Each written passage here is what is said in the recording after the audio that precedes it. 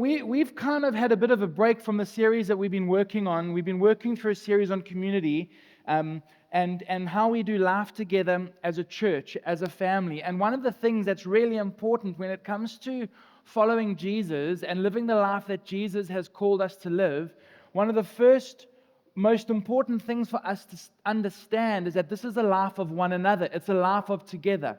It's doing life with other people. There's no such thing as a Jesus follower who lives life in isolation. There's no such thing as a Jesus follower who's able to operate outside of the scope of the community that we were designed to live in. And the reason why that is the case is because we were designed by community, Father, Son, Holy Spirit. We were designed in the Trinitarian design of community, that we would long for one another like the Trinity longs for itself, that we would engage with one another like the Trinity engages with itself. And it's a really important thing to really remind us. I know this is the fourth session that we're doing, but let's just remind ourselves of the importance of being together, that we would learn to live a life of one another. And it's also that we need to get this picture. I have to constantly remind myself that ever since the garden, the enemy has been trying to attack God's plan of community. From the very beginning, the enemy came to divide community. That perfect community in the garden, a community that God even said it is very good. Everything else was good, and then it was very good when there was community in the garden. God's plan for community has been under attack from the very beginning. And as I said, we were created in the image of community by simply living life together. And so we've spoken about how Jesus is central to community. We've spoken about how it's important that we live lives of one another. And it's important that we understand what family is in the context of first century understanding of what family is. And this morning what I want to talk about is, we call this the table principle.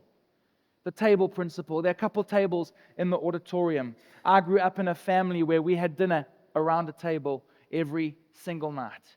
The table principle is vital to our understanding of what it means to follow Jesus in the context of living life together, learning to develop a culture of one another. If there was anything that we could do as a family, anything that we could get right as a church family, is that we would understand if we do community right, everything falls into place. When we do community right, we do mission right. When we do community right, we do mercy right. When we do community well, Jesus is front and center to our lives together. We get to go out into the world and we get to spread that in the world. And so the table principle. We've always been strong advocates in this family, in this church, for tables. So I've got tables in the auditorium. It's not... For some churches these days, it's quite trendy, sit around, have a coffee, one hand with your macchiato, other hand praising the good Lord, that kind of vibe. But for us, this has been almost 20 years of following what we thought our Sunday should be an expression of family. And it comes from the home that I grew up in. The home that I grew up in the table was a very important part of our family. Every night we'd sit around the table and my dad would ask us, so how was your day? And we would talk about our days. But we're living in a fast food world. We're living in a world where it's quite easy to just order Mr. Delivery or Uber Eats or get something quick from, a ready-made meal, get home, get kids ready or get studies done and kind of get on with our evening. But there is a beautiful, redemptive, resurrection life plan that Jesus was modeling for us around a table. And that's what I want to talk about this morning. We gather around the table because Jesus gathered around tables. And Jesus gathered around the table to model a way of life that would be key, not just for the enjoyment of his followers to have a lekker chow and some lovely wine, but quite literally to help expand God's kingdom. This was not a random act, and this was also not normal behavior. Yes, first century Jews were all about the group. We've unpacked that. They were all about the collective. They were all about the family, the town that they came from, and how that would work its way out around a table. They were all about eating together, but there was lots of red tape, and that's what we're going to get through this morning. Very basically, if I can just sum up a whole bunch of reading, the practice of eating together was called and is still called today. It's called table fellowship. It was a first century Jewish way of doing life, and it was called table fellowship. The New Testament scholar Scott Barchi says this: it would be difficult to overestimate the importance of table fellowship for the cultures of the first century. Meal times were far more than occasions for individuals to eat. Being welcomed at a table for the purpose of eating food with another person became a ceremony richly symbolic of friendship, intimacy, and unity. Betrayal or unfaithfulness toward anyone who one had shared a table with was viewed as completely unacceptable. On the other hand, when persons were estranged, a meal invitation opened the way up to reconciliation. Another clever theologian, Christine Pohl, says a shared meal is the activity most closely tied to the reality of God's kingdom, just as it is the most basic expression of hospitality. Eating together was a fundamental part of life in first century Palestine. In the Gospel of Luke, there are over 50 references to Jesus and food. And in the Gospel of Matthew, it totals over 90 references. Table fellowship ensures a bond between people who are eating together. Meals were complex events. In first century Judaism, meals were complex events where social values, boundaries, statuses, and hierarchies were enforced. These complexities created social stability for the familia.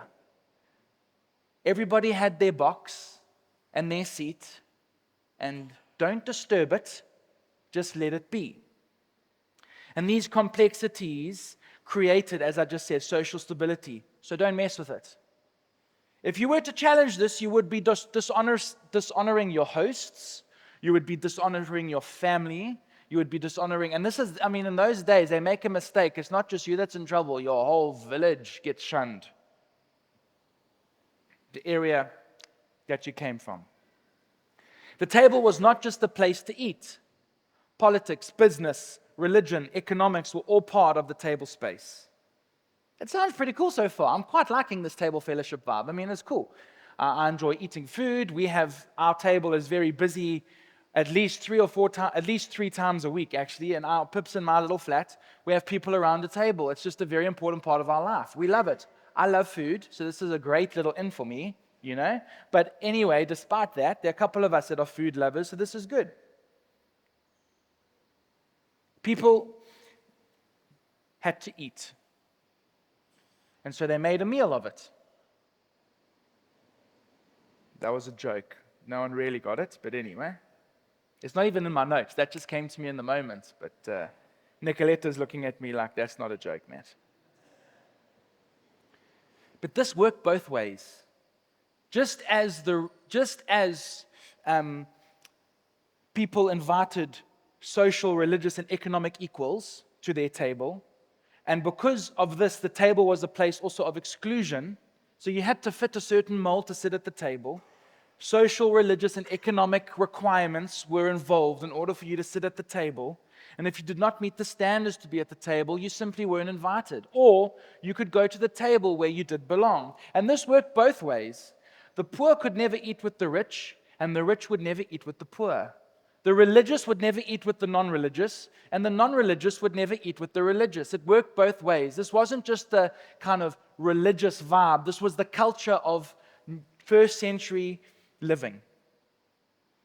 And so I'm going to give us a bit of context because I find it really interesting, and it kind of helps frame where we even are today in the context of this wave of individualism that we currently are in the middle of.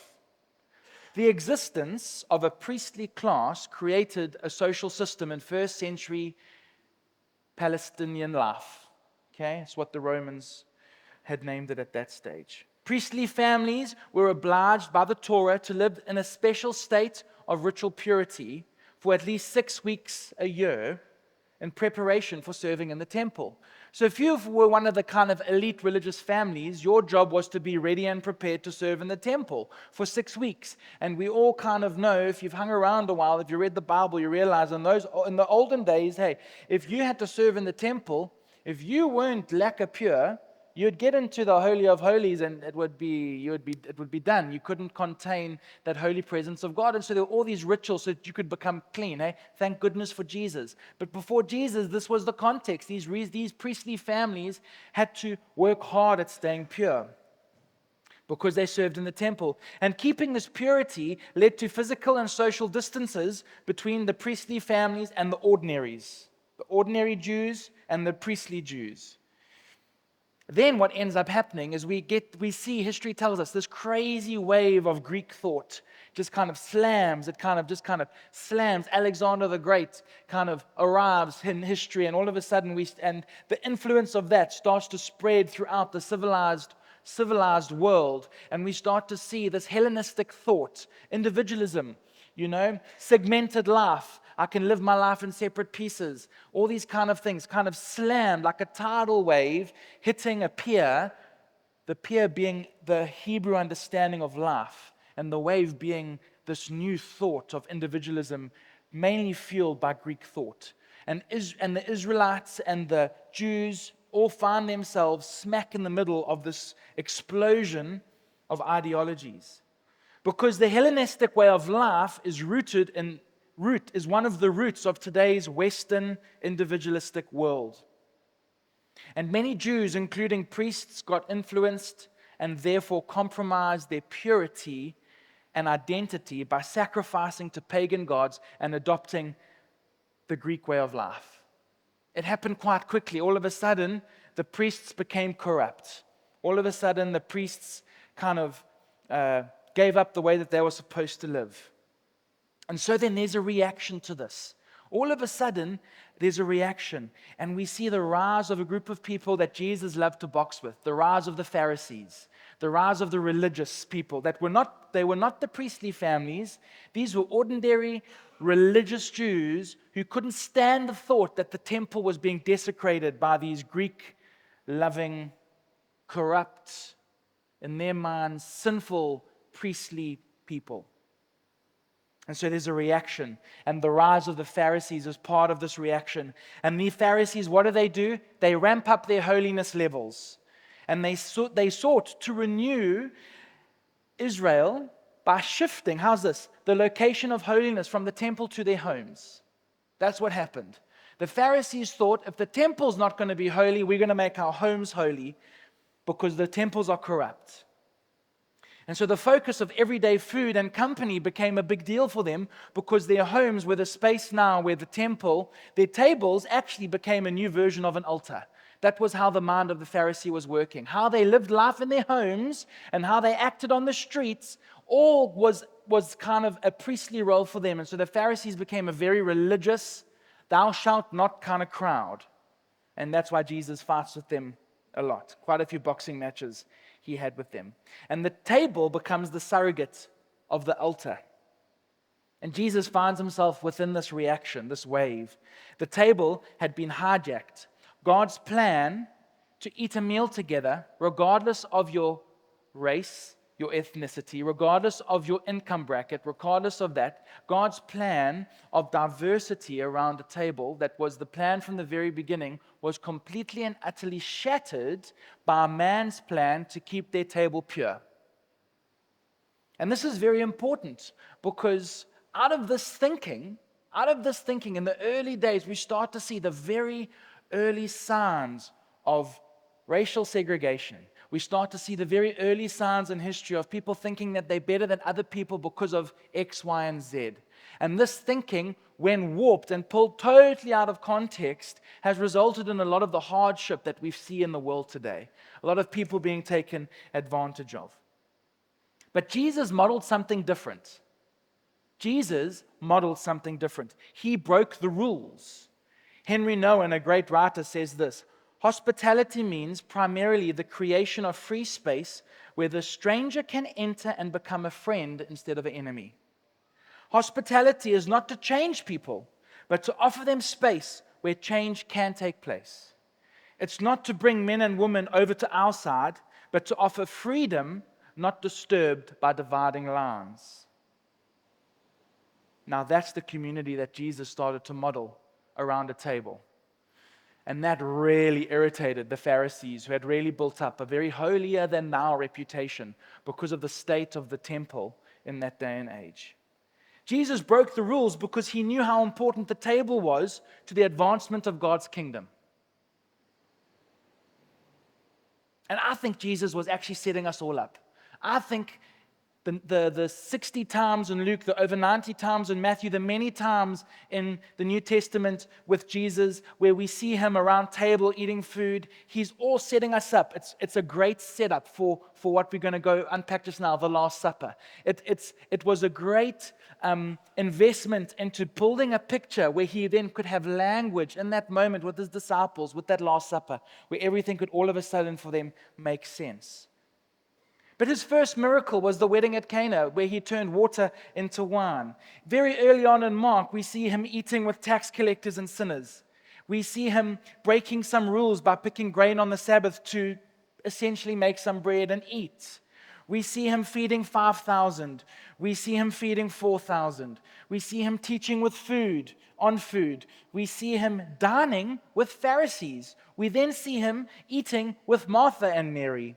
And then we have the Last Supper. And then once the whole crazy 3 days of chaos and confusion for the poor disciples and the kind of reason why we're here, the death, burial, and resurrection of Jesus happens, after that, Jesus eats some fish with his disciples on the side of the Sea of Galilee. And I think Jesus was priming us for the Last Supper. That's me, it's not theologian. I might have to kind of have a little chat with Quentin after this, I'm not too sure. But I think that if Jesus could get us to remember him when we ate, to remember him when we eat, that he is central to our table, and that he is central to our tables, his kingdom advances. What better way to remember the job at hand, but at an ordinary moment of eating together and reminding ourselves why we are here? What better way to remember that there's a job to be done than at breakfast, lunch, and dinner? Remember that there are sinners to be won. That also came to me in the moment. That was a bit of a rhyme, God's will, I just want to say. I'm flowing this morning.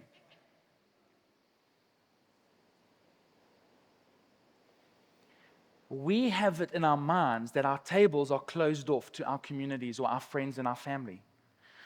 We have it that even in the context of how we're trying to figure out how to do community life in this church, diversity brings complication.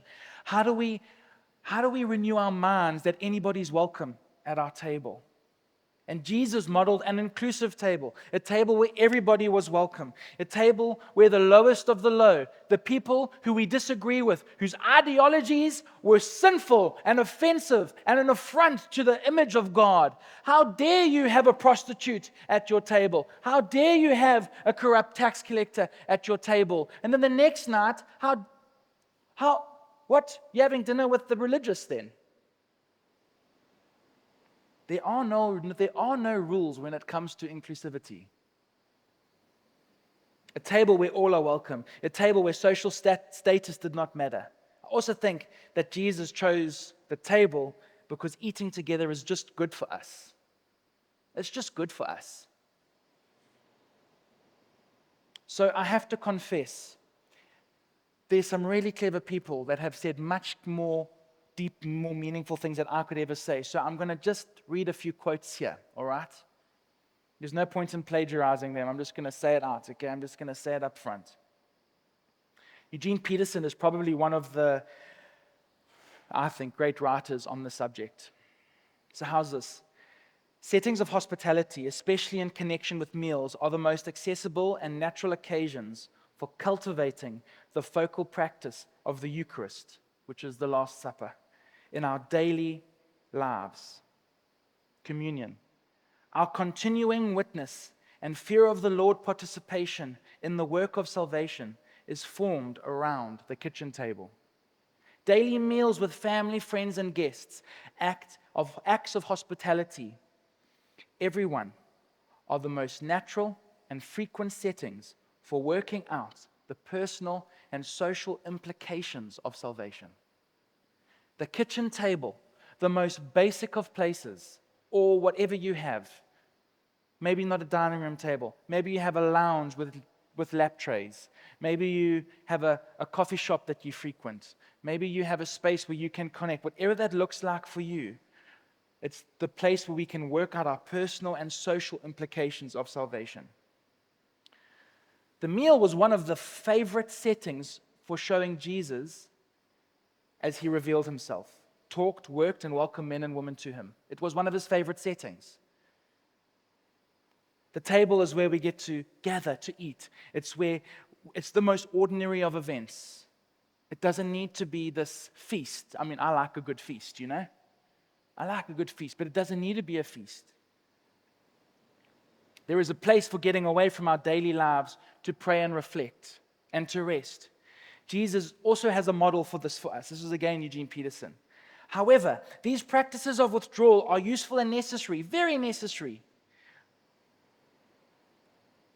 But it is the daily meals where we sit down and eat together, where we have our primary place of spiritual formation and formation by resurrection. So we can have wonderful lives of spiritual formation, but Eugene Peterson writes this great thing. It's actually all about the meal together. It's all about the meal.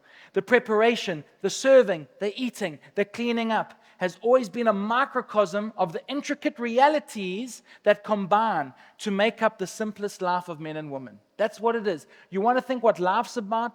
It's preparing a meal, eating a meal, and cleaning up a meal. It's a microcosm of life. It's messy. We make a mess. There's a good time. There might even be an argument, but we've got to clean up our mess, etc. It goes on like that. Eugene Peterson also says this, deeply embedded in the common meal, sometimes it's invisible and we don't see it. Now, I couldn't have come up with this. This is why I'm reading this to you this morning from Eugene. Is the experience of sacrifice. One life given so another may live. It may be the life, he says this, of a carrot or a cucumber or a fish or a duck or a lamb or a heifer or a flippin' ribeye steak. I added that. But it's life nonetheless. Eating a meal involves us in a complex sacrificial world of giving and receiving. Life feeds life. We are not self-sufficient. We live by life and life giving to us. All of this is rooted in the Last Supper. In four different times that we see the Last Supper meal, Jesus uses the same four verbs. Okay, I'm going to read this to you. Okay, this is from Luke 22, verse 7. Let's just kind of put ourselves in the Last Supper moment. I mean, it is that time of the year. Then came the day of unleavened bread, of which the Passover lamb had to be sacrificed. Jesus sent Peter and John, saying, now go and make preparations for us and to eat the Passover. Where do you want us to prepare, they asked. He replied. And he gives them some instructions. Okay, they go to the instructions. It's not important to what I'm wanting to say this morning. When the hour came, Jesus and his apostles reclined at the table, and he said to them, I have eagerly desired to eat this Passover with you before I suffer. For I tell you, I will not eat it again until it finds fulfillment in the kingdom of God. Plot twist? Okay, or spoiler alert, I don't know which one. After taking the cup, he gave thanks and said, take this and divide it amongst you, for I tell you, I will not drink again from the fruit of the vine until the kingdom of God comes. And he took the bread, he gave thanks, he broke it, and he gave it to them. Just remember those four verbs. He took, he gave, he broke, he gave it back. Okay? Saying, this is my body given for you. Do this in remembrance of me. And in the same way, after supper, he took the cup and said, this cup is a new covenant in my blood, which is poured out for you by the hand of him who is going to betray me. This is a bit awkward moment. With mine is at this table. The Son of Man will go as it has been decreed, but woe to the man who betrays him. Talk about a normal, awkward family dinner with a bit of an argument, eh? They began to question amongst themselves which of them might be who did this, and dispute rose about them. And that was the Last Supper, which sometimes we forget was pretty awkward in many moments. But I want us to just focus in on this. He took, gave thanks. Another word for giving thanks is he blessed. He took, he blessed, he broke, he gave. All right? When we eat together, I want us to focus on these three things. Took, blessed, broke, gave. Jesus takes what we bring to him. Our bread. Our fish, our wine, our goats, our sheep, our sins, our virtues, our work, our leisure, our strength, our weakness, our hunger, our thirst, whatever we are, He takes it. At every table we sit down, we bring first of all and foremost ourselves, and Jesus takes it. Jesus takes us. Then Jesus, number 2, He blesses and He gives thanks for what we bring, for who we are in our bringing. He takes it to the Father by the Holy Spirit. Whatever is on the table, is around the table, is lifted up in blessing and thanksgiving. 3, Jesus breaks what we bring to Him. The breaking of our pride, our self-approval opens up to a new life, to new action. We discover this breaking first in Jesus. Pick up your cross and follow me. We have to be completely broken so that we can be completely remade. This happens around the table, is lifted up in blessing and thanksgiving. And Jesus was also broken. His blood was poured out, and now we discover it in ourselves. Every time we gather, there's an opportunity. Then Jesus gives back. He took, He blessed, He broke, He gave. He took, He blessed, He broke, He gave. Then Jesus gave back what we bring to Him, who we are. This self that we offer to Him at the table, this changed into what God gives. Transformation takes place at the table as we eat and drink the consecrated body and blood of Jesus, a resurrection meal, Christ in me.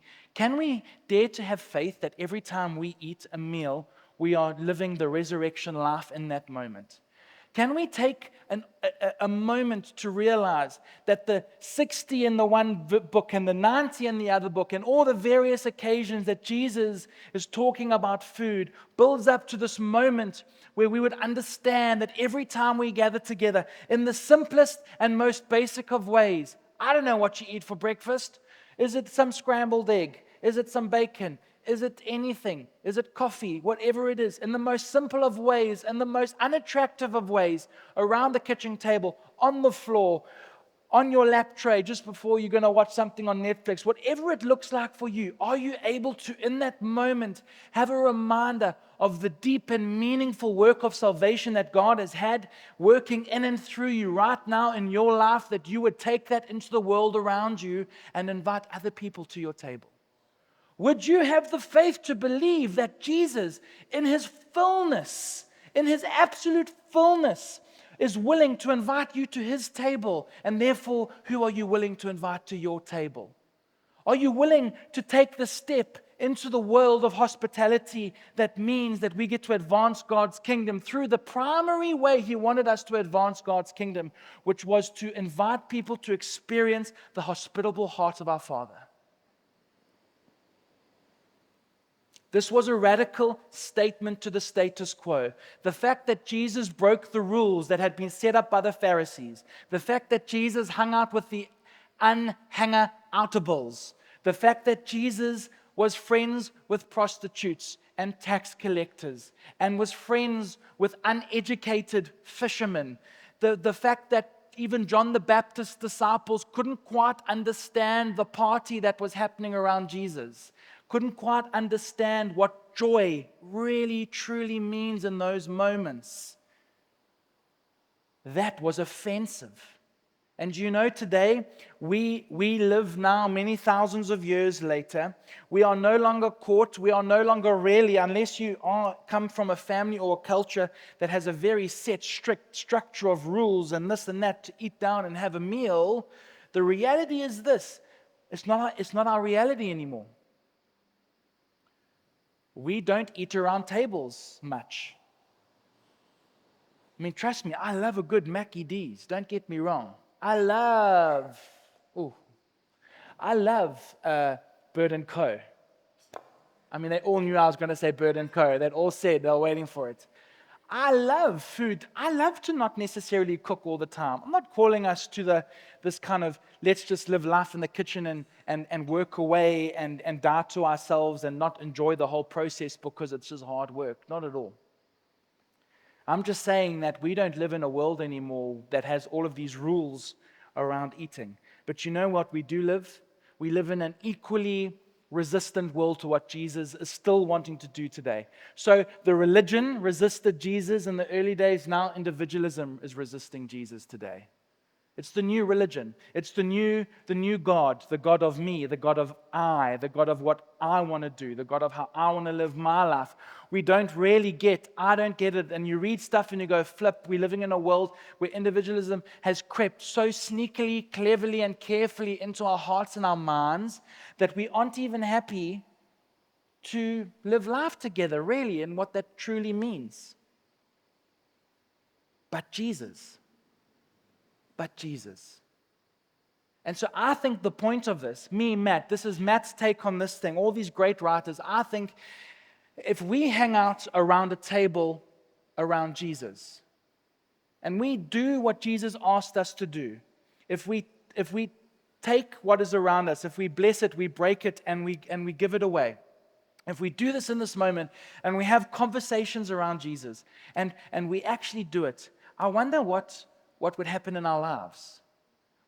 Isn't it amazing how the pressure to be a Jesus follower, one of the biggest pressures is, follower of the Lord? How's the quiet time doing, Adele? Spending time with Jesus this week? Jasper, how's the time with the Lord going? Are you taking your 45 minutes of silence in the morning, silence and solitude? Tay? I know it's leg day, but is it going to be reading the Bible day? Whatever it looks like for us. And the most obvious, most beautiful spaces available to us, it's the table, where we actually grow more together than we do in isolation. Our time with Jesus on our own is vital for us. Jesus modeled that. But just as much as he modeled that, Jesus also modeled living life together. And so imagine if we started at that place. Imagine if we started in the place where we could, let's focus on living life together, eating together around a meal. Let's talk about Jesus together. You know the old, what was it? The old South African government's, the new South African government's abstinence campaign. Let's talk about sex, baby. Let's talk about you and me. Imagine if let's talk about Jesus. Imagine if we spoke about Jesus. I wonder what would happen. I'm not great at this. I'm going to be very honest with you. I have a little community group, and we eat. And after a community group, Philip will say to me, you did it again. We didn't really talk about Jesus tonight, Matthew. And she's right, because sometimes it's just nice to catch up with friends. And so one of my good friends, his name's Mark, he says, you know what's lacquer? What's lacquer is a meal with all your friends. But if Jesus is not at the center, it's just a dinner party. I want to sit around a table and grow with my friends. And so that's the encouragement here. The table principle is about making time for each other as families first, and then as a community of believers. The table principle is about taking time out and asking each other, how was your day? Around the table. If you don't know how to do it, a very quick Brett's table principle. How was your day today? Just talk about your day. Being listened to is a very powerful thing and cathartic thing for people who've had a bad day. The table principle is invitational. It's never exclusive. It's always invitational.